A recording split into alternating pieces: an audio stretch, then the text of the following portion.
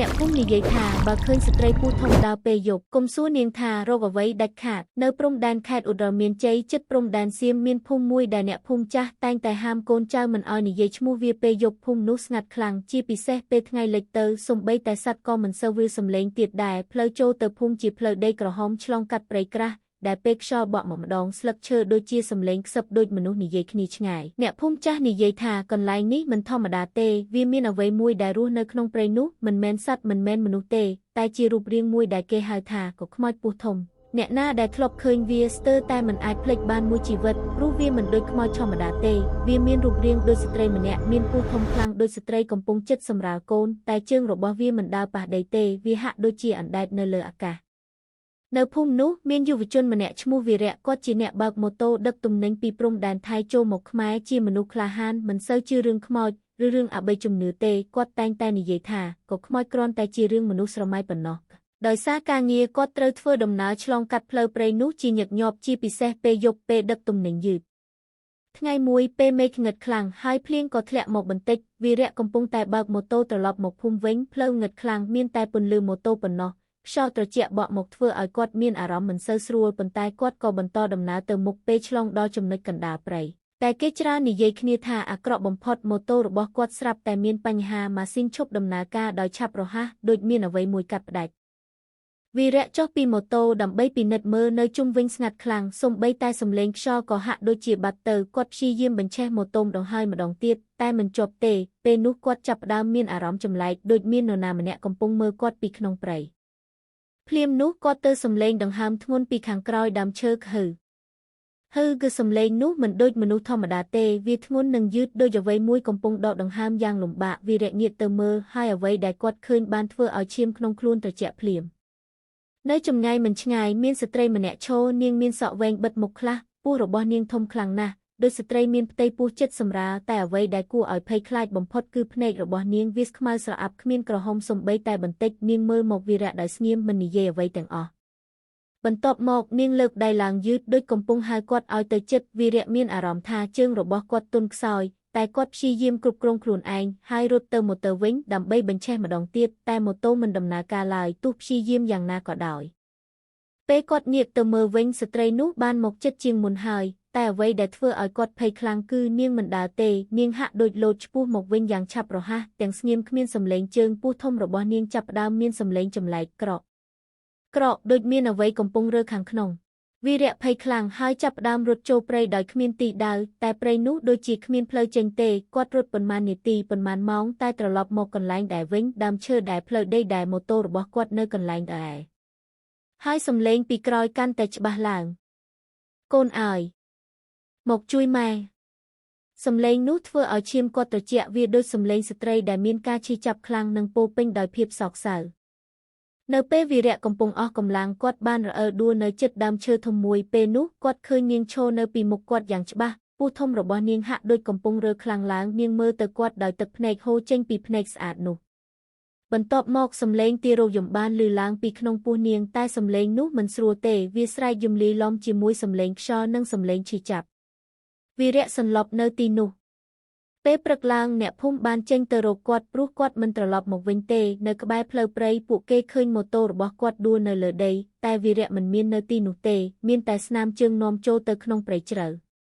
ពេលអ្នកភូមិដើរតាមស្នាមជើងនោះពួកគេសំឡេងចម្លែកដូចទារោគយំចេញពីក្រោមដីតែពេលពួកគេព្យាយាមស្វែងរកគ្មានអ្វីទេមានតែដីស្ងៀមនិងខ្យល់ត្រជាក់ក្រោយមកអ្នកភូមិចាស់ម្នាក់បានប្រាប់រឿងពិតដែលគេជឿថាជាប្រភពនៃខ្មោចនេះកាលពីយូរមកមានស្ត្រីម្នាក់រស់នៅភូមិនោះនាងមានផ្ទៃពោះហើយត្រូវបានប្តីបោះបង់ចោលព្រោះប្តីរត់ទៅព្រំដែនមិនត្រឡប់មកវិញនាងបានដើររកប្តីរហូតដល់ចូលព្រៃហើយបានស្លាប់នៅទីនោះទាំងកូននៅក្នុងពោះចាប់តាំងពីថ្ងៃនោះមកអ្នកដំណើរច្រើនបាននិយាយថាឃើញស្ត្រីពោះធំដើរនៅព្រៃនោះនាងមិនធ្វើអាក្រក់ដល់អ្នកណាទេតែគ្រាន់តែដើររកអ្វីមួយដែលនាងបាត់បង់គឺកូនរបស់នាងហើយចាប់តាំងពីវីរៈបាត់ខ្លួនភូមិនោះកាន់តែស្ងាត់ជាងមុនមនុស្សមិនហ៊ានឆ្លងផ្លូវព្រៃនោះពេលយប់ទៀតទេព្រោះពេលខ្យល់បក់ខ្លាំងគេនៅតែស្បត់ថាឬសំឡេងស្ត្រីម្នាក់ខ្សឹបថាកូនអើយត្រឡប់មកម៉ែវិញក្រោយពេលវីរៈបាត់ខ្លួននិងភូមិចាប់ផ្ដើមស្ងប់ស្ងាត់ជាងមុនអ្នកភូមិគ្រប់គ្នាគិតថារឿងនោះប្រហែលជាចប់ហើយតែអ្វីដែលពួកគេមិនដឹងគឺវាមិនទាន់ចប់ទេវាគ្រាន់តែចាប់ផ្ដើមផ្នែកថ្មីប៉ុណ្ណោះ ប៉ុន្មានខែក្រោយមកមានយុវជនថ្មីម្នាក់ឈ្មោះកដារ៉ាគឺមកធ្វើការនៅតំបន់ព្រំដែននោះគាត់ជាអ្នកថតវីដេអូ YouTube ចូលចិត្តស្វែងរករឿងអបិយជំនឿនិងកន្លែងដែលគេនិយាយថាមានខ្មោចគាត់បានរឿងក៏ខ្មោចពស់ធំពីអ្នកបើកឡានដឹកទំនិញហើយគាត់គិតថាវាគ្រាន់តែជារឿងនិទានសម្រាប់ខ្លាចគ្នាប៉ុណ្ណោះតារាចង់បញ្ជាក់ថារឿងនេះមិនពិតដូច្នេះគាត់សម្រេចចិត្តទៅថតវីដេអូយប់មួយនៅក្នុងព្រៃនោះដោយយកកាមេរ៉ានិងមិត្តម្នាក់ឈ្មោះកសុភាទៅជាមួយយប់ដែលពួកគេទៅដល់គឺយប់ដែលខ្យល់ខ្លាំងៗដើមឈើរង្គើដូចមានអ្វីមួយកំពុងដើរឆ្លងកាត់ពួកគេចាប់ផ្ដើមដាក់កាមេរ៉ាហើយដើរចូលក្នុងព្រៃយឺតដំបូងគ្មានអ្វីកើតឡើងទេមានតែសំឡេងសត្វនិងខ្យល់ប៉ុណ្ណោះតារាសើចហើយនិយាយថាឃើញទេគ្រាន់តែព្រៃធម្មតាទេតែពេលដល់ចំណុចកណ្ដាលព្រៃដែលវីរៈធ្លាប់បាត់ខ្លួនសំឡេងទាំងអស់ស្រាប់តែបាត់ទៅសូម្បីតែខ្យល់ក៏ស្ងប់កាមេរ៉ារបស់ពួកគេចាប់ផ្ដើមមានសញ្ញាអរអួលសុភីចាប់ដៃតារាហើយនិយាយថាក៏ខ្ញុំមានអារម្មណ៍មិនល្អត្រឡប់ទៅវិញទេតែតារាមិនព្រមគាត់ចង់បន្តថតឲ្យបានវីដេអូជាក់ស្ដែងភ្លាមនោះកាមេរ៉ារបស់គាត់ចាប់បានស្រមោលមួយនៅចម្ងាយដំបូងវាមិនច្បាស់ទេតែពេលស៊ូមចូលវាជាស្ត្រីម្នាក់ពស់ធំខ្លាំងសក់វែងបិទមុខនាងឈរនៅក្រោមដើមឈើដូចកំពុងរង់ចាំអ្វីមួយតារាសើចតិចដោយគិតថាវាជាមនុស្សសម្ដែងតែភ្លាមនោះស្រមោលនោះបានងាកមករកកាមេរ៉ាសុភាស្រែកច្រត់តែពេលពួកគេចាប់ផ្ដើមរត់ព្រៃមិនដូចមុនទេផ្លូវដែលពួកគេចូលមកបានបាត់ទៅហើយជំនួសវិញគឺដើមឈើដូចគ្នាទាំងអស់មើលទៅដូចជារង្វង់គ្មានចេញសំឡេងមួយចាប់ផ្ដើមឮពីគ្រប់ទេសកូនអើយកូនអើយសំឡេងនោះមិនមែនមកពីកន្លែងតែមួយទេវាហាក់ដូចជាព្រៃទាំងមូលកំពុងនិយាយតារាចាប់ផ្ដើមភ័យគាត់បោះកាមេរ៉ាចោលតែវានៅតែថតដោយខ្លួនឯងពេលនោះពួកគេឃើញនាងម្ដងទៀតតែពេលនេះនាងមិនឈរឆ្ងាយទេនាងនៅពីក្រោយសុភាមិនទាន់ដឹងអ្វីទេតារាចង់ស្រែកប៉ុន្តែមាត់គាត់ដូចជាត្រូវបិទស្ត្រីនោះលើកដៃដាក់លើស្មាសុភាយឺតហើយសុភាចាប់ផ្ដើមឈប់ដើរភ្នែកគាត់បើកធំតែគ្មានសំឡេងចេញបន្ទាប់មកគាត់ដើរទៅរកស្ត្រីនោះដោយស្វ័យប្រវត្តិដូចមនុស្សគ្មានវិញ្ញាណតារាស្រែកហើយរត់ចេញតែម្នាក់ឯងតែព្រៃកាន់តែខ្មៅគាត់រត់ប៉ុន្មានម៉ោងក៏នៅតែត្រឡប់មកកន្លែងដដែលនៅកណ្ដាលព្រៃគាត់ឃើញម៉ូតូមួយចាស់ដួលនៅលើដីវាមានធូលីនិងស្មៅដុះជុំវិញលេខម៉ូតូគឺម៉ូតូរបស់វីរៈតារាចាប់ផ្ដើមញ័រទាំងខ្លួនគាត់យល់ថាគាត់មិនមែនមកទីនេះដោយចៃដន្យឲ្យទេភ្លាមនោះគាត់ទៅសំឡេងខ្សឹបនៅខាងក្រោយត្រចៀកហេតុអ្វីមករំខានម៉ែកគាត់ងាកត្រឡប់វិញយ៉ាងលឿននាងនៅចិត្តខ្លាំងណាស់ពស់ធំរបស់នាងលើកឡើងចុះដូចមានអ្វីកំពុងដកដង្ហើមខាងក្នុងសក់នាងបើកបាំងមុខបន្តិចហើយគាត់ឃើញភ្នែកទាំងពីរមើលមកគាត់ដោយទុក្ខសោកមិនមែនកំហឹងនាងមិនវាយគាត់ទេមិនខំមិនចាប់តែគ្រាន់តែឈរហើយនិយាយស្រាលខ្ញុំរកកូនខ្ញុំមិនឃើញតារាឈប់រត់ដូចមានអ្វីមួយធ្វើឲ្យគាត់ស្ងប់គាត់សួរតិចទាំងញ័រប្អូនបាត់កូននៅណា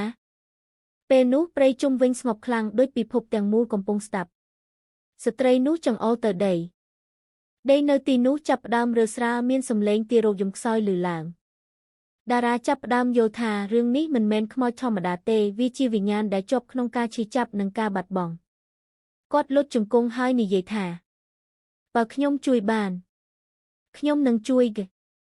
ភ្លាមនោះខ្យល់ខ្លាំងបក់មកសំឡេងទាំងអស់រលាយស្ត្រីនោះចាប់ផ្ដើមស្រអាប់បាត់ទៅមុនបាត់ទាំងស្រុងនាងនិយាយចុងក្រោយកុំឲ្យអ្នកផ្សេងមកទីនេះទៀតហើយព្រៃស្ងប់ស្ងាត់វិញពេលព្រឹកឡើងតារាចេញពីព្រៃបានតែម្នាក់ឯងគ្មានសុភាគ្មានកាមេរ៉ាមានតែខ្លួនគាត់និងភាពស្ងៀមស្ងាត់ក្នុងក្បាលតែវីដេអូដែលគាត់ថតមុនបាត់ទៅនៅតែមានមួយភាគនៅក្នុងកាមេរ៉ាដែលគេរកឃើញក្រោយមកវីដេអូនោះបង្ហាញរូបស្ត្រីពស់ធំឈរនៅក្នុងព្រៃមើលកាមេរ៉ាហើយទឹកភ្នែកហូរចាប់តាំងពីពេលនោះមកអ្នកភូមិជឿថាព្រៃនោះមិនទាន់ស្ងប់ទេពេលយប់ខ្យល់បក់ខ្លាំងអ្នកនៅតែសំឡេងមួយខ្សឹបថាកូនអើយត្រឡប់មកម៉ែវិញ